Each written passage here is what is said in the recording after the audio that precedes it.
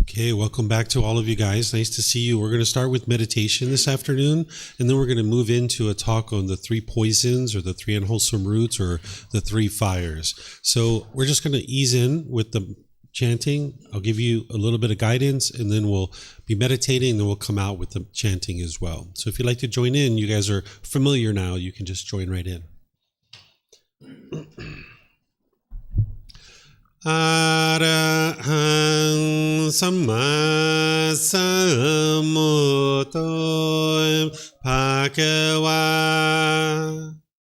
Bhutang Mahakavanang Apivateyami Savakato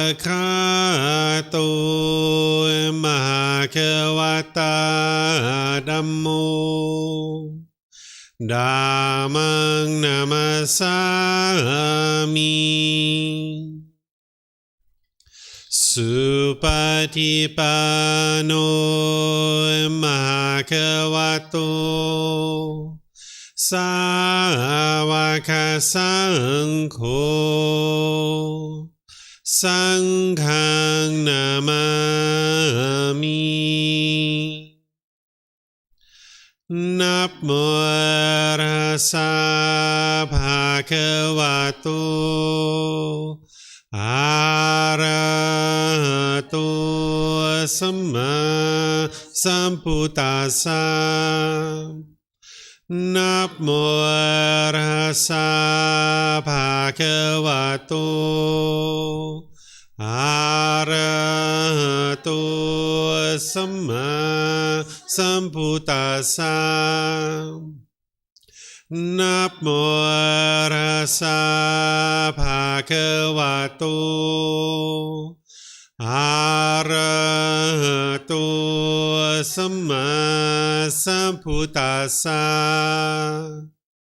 Iti piso Mahakava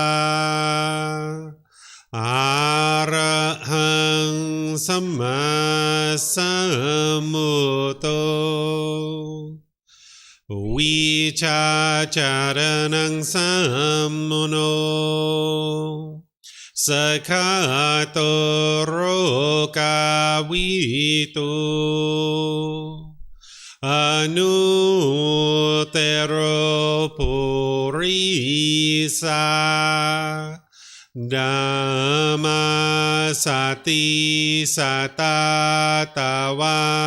Manusanang Bhutto Bhagavati.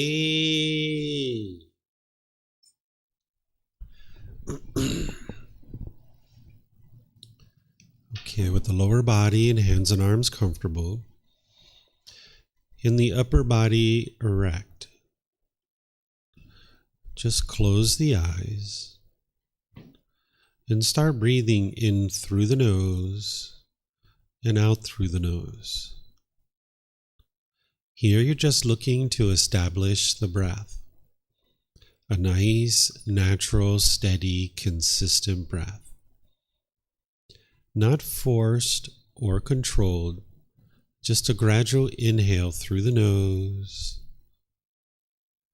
experiencing the full breath. And then whenever you're ready, exhale out through the nose. Breathing in and out. Breathing in and out. Your breath may not match up with the guidance that I'm providing, and that's okay. This is your practice. I'm just here for guidance. You can use this voice as a reminder that whenever you get to the next inhale, breathe in gradually through the nose, developing a nice, natural, steady, consistent breath. And then, whenever you're ready, exhale out through the nose. Breathing in and out. Breathing in and out.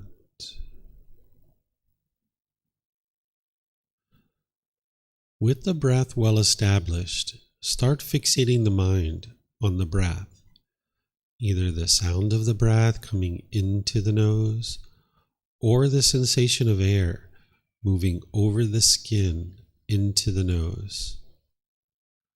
The breath is the present moment.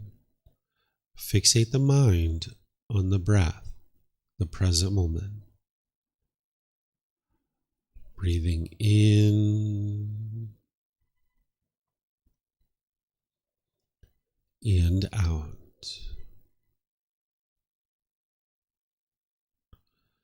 Breathing in and out.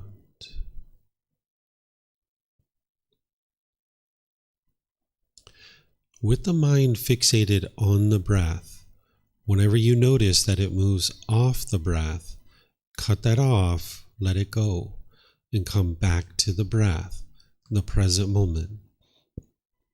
No need to observe the thought, label it, judge it, analyze it, or even try to figure out where it's coming from. Whenever you notice that the mind is moved off the breath, cut that off, let it go, and come back to the breath, the present moment. Breathing in and out. Breathing in and out. I'm going to be quiet now and let you do this work of focusing on the breath, cutting off and letting go anytime the mind moves off the breath. You have nowhere to go. There's nothing to do. No one needs you right now. This is your time to focus on the breath. Breathing in and out.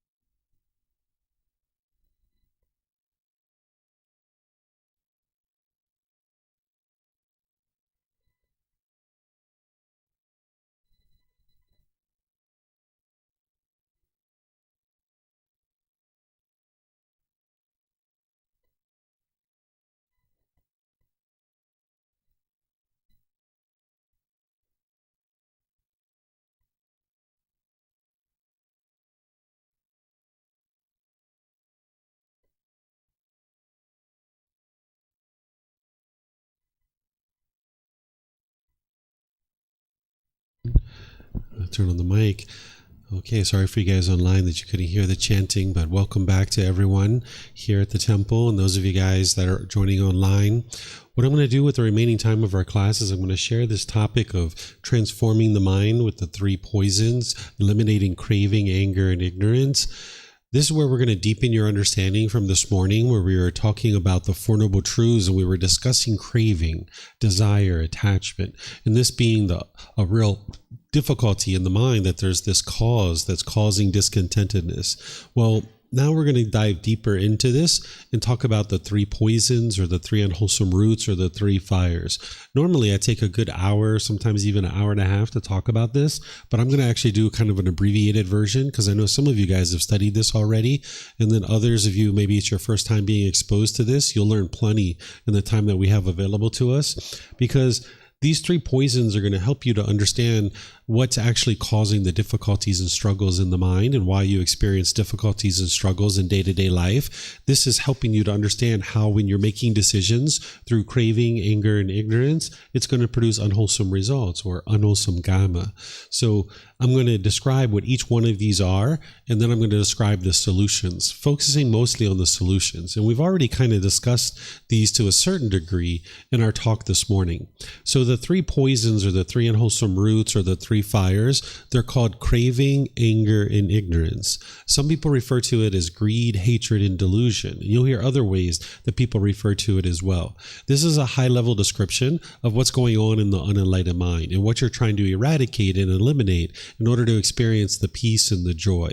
The most detailed description that the Buddha gives is called the 10 fetters. We're going to be having an entire class period on that in this particular course, where you can learn each individual fetter. But here it's good to learn it at a high level, because there are certain solutions that you can implement here that's going to help you to be able to eradicate these out of the mind.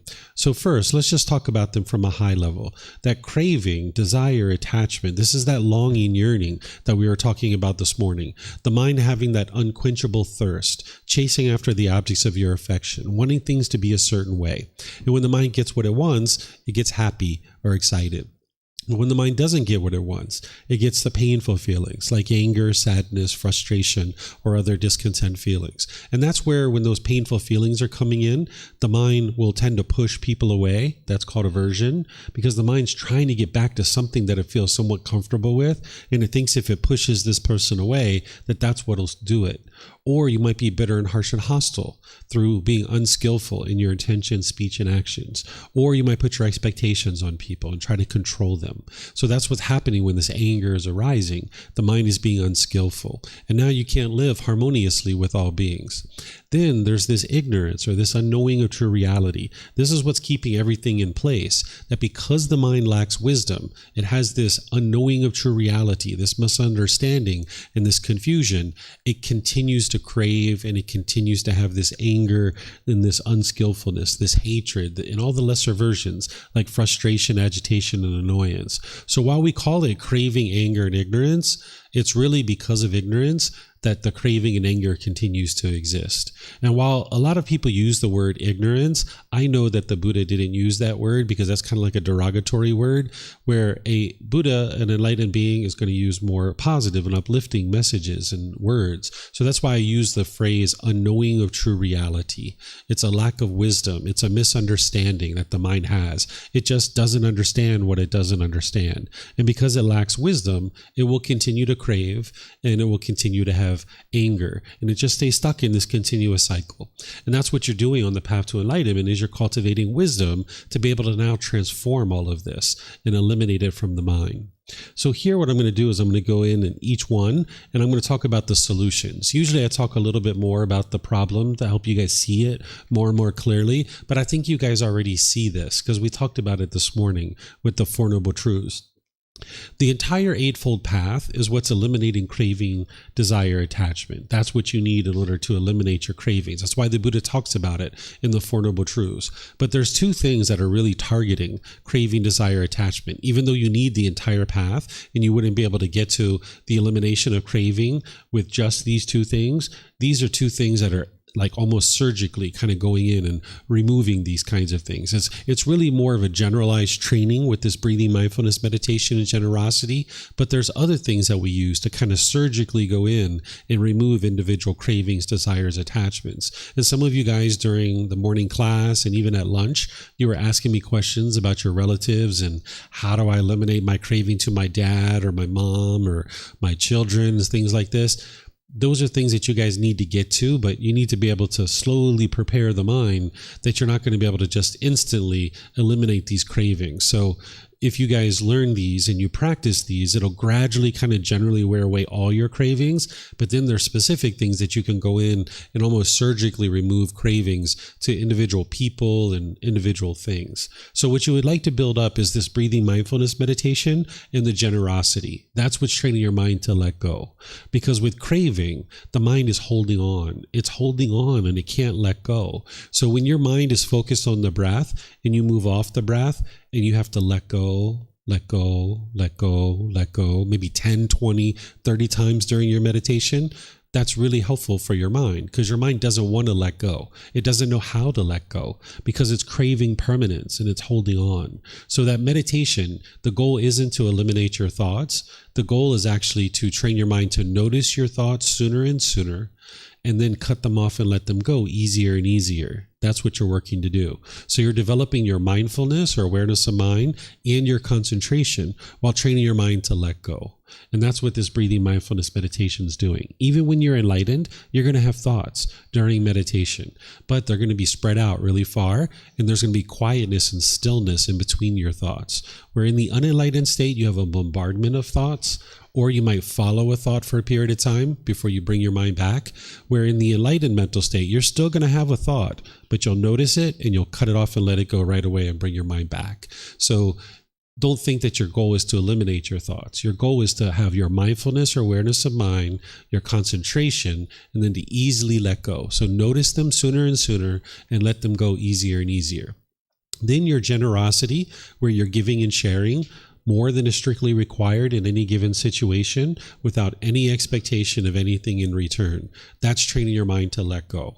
So when you're practicing generosity, it's enhancing the quality of your mind because your mind might be selfish. If you have these cravings in your mind, you might be holding on to things selfishly. But when you're practicing generosity, you're living open-handedly and you're sharing with others. Because with craving, you'll want everything to be self-satisfying, that you want things to, if I'm going to spend 3 hours doing that, I want this in return. Or if I'm going to spend 3 days doing that, I want this in return, because the mind has certain cravings. But what you got to get to is the point where you can give and share with others without any expectation of anything back from them. So if you're going into the store and you're holding the door for the person behind you, and you're standing there with the expectation that they're going to say thank you, if they don't say thank you, you'll be frustrated. Because you're not practicing pure generosity, because you're having a craving, you're having an expectation. You're holding the door because you want a thank you, right? But you need to get to the point where you understand you're just holding the door because you're enhancing the quality of your mind and you're practicing generosity. And if they say thank you, fine. And if they don't say thank you, that's fine too. You're not holding the door to get the thank you. You're holding the door because you know it's enhancing the quality of your mind. It's a wise decision. So you would like to give and share with the people around you, like your food, clothing, shelter, medical care. You can share your time, effort, energy, resources, things like this with other people. When you sit down for a meal, you can share it with other people. So this is going to help you to train your mind to let go. Okay, so this is what we were talking about this morning, but now what you're learning is what are the things that are really targeting these cravings. But you still need right speech and right action and right livelihood. You need all those things that we talked about this morning, but this is really just showing you like what's really targeting it. Okay, so then when the cravings are getting fulfilled, those wants and expectations are getting fulfilled, you'll get happy. And then when you aren't getting them fulfilled, that's where the anger will arise. And when this anger is arising, that's where you become unskillful through your intentions, your speech, and your actions. And now there's a way to transform that so that you're not being bitter and harsh and hostile with people.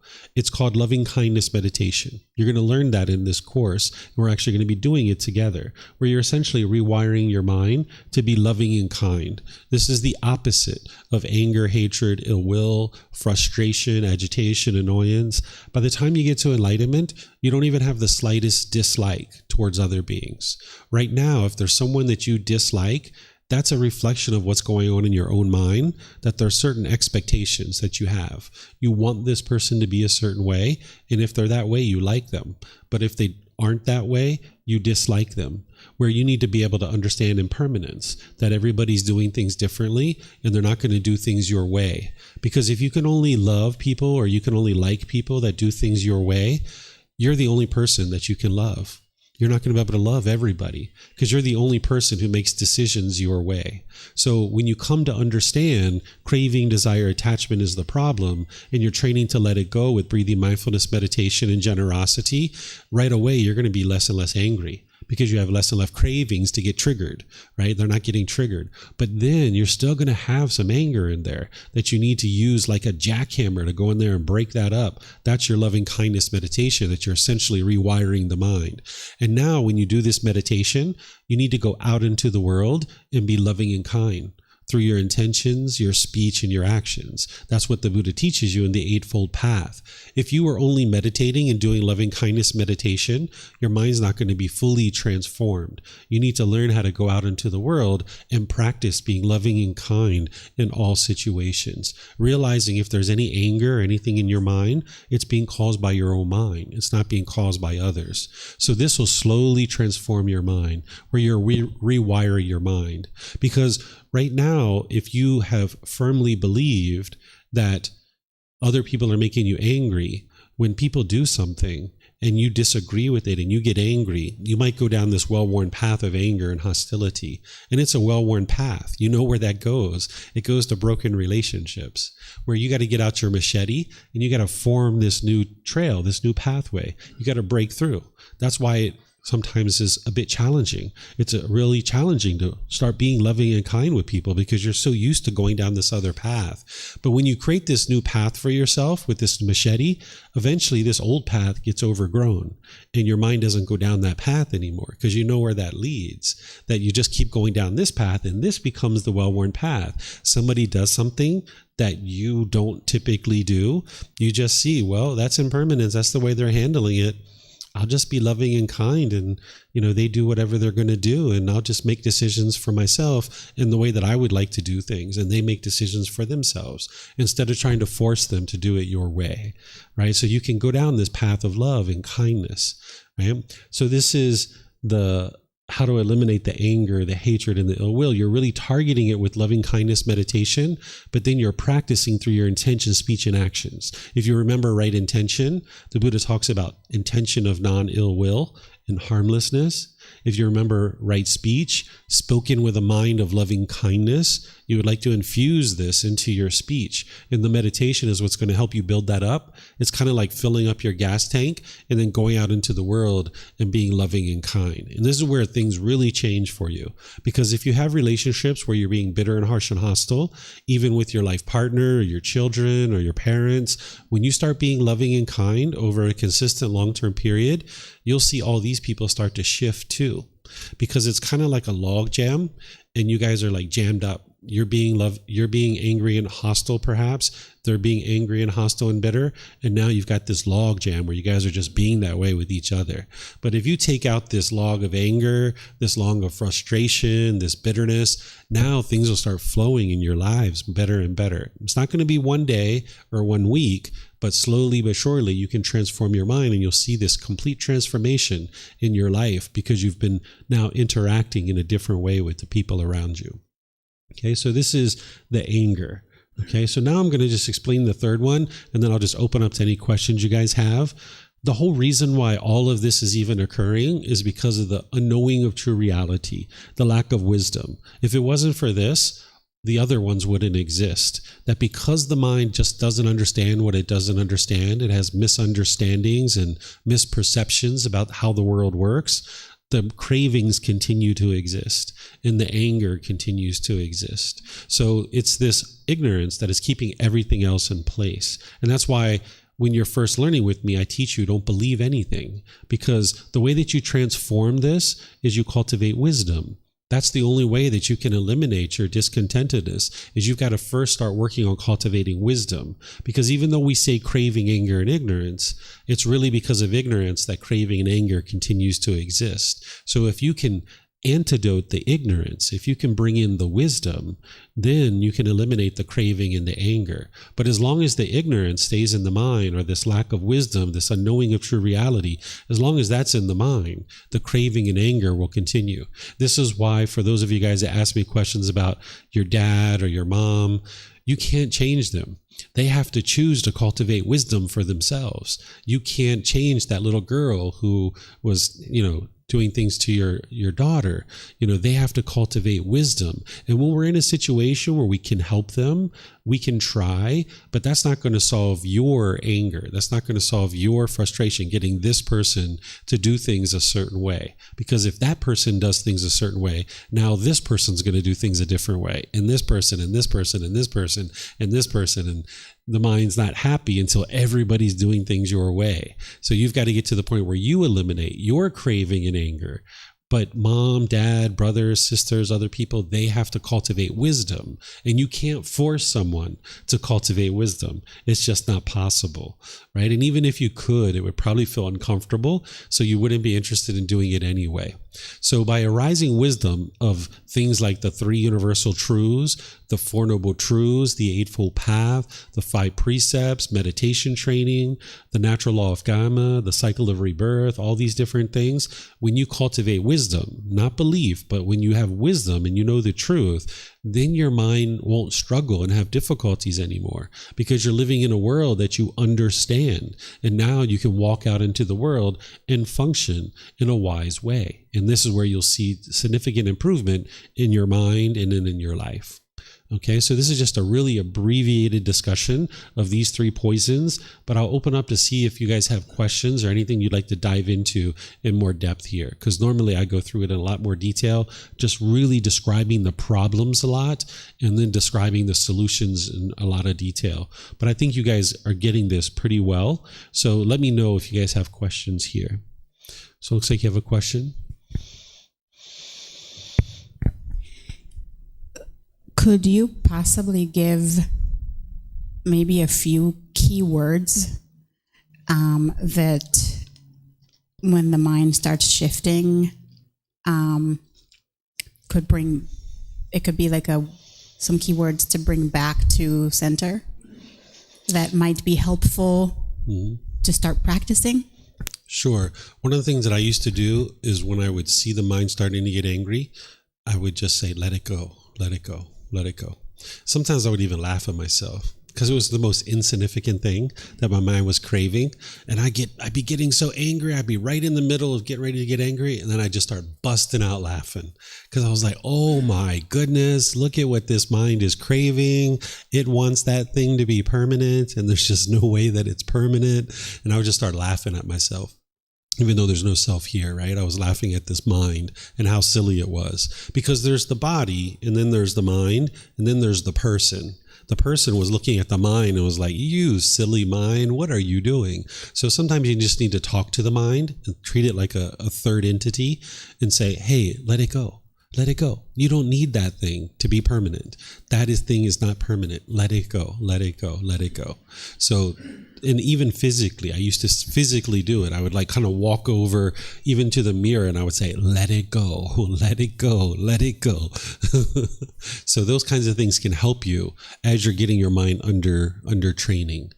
But you are going to experience some of these discontent feelings, but with consistent meditation, with consistent generosity, and all the other steps on the Eightfold Path, you'll be letting go of more and more of the cravings, and that's where you'll see your anger starting to really diminish.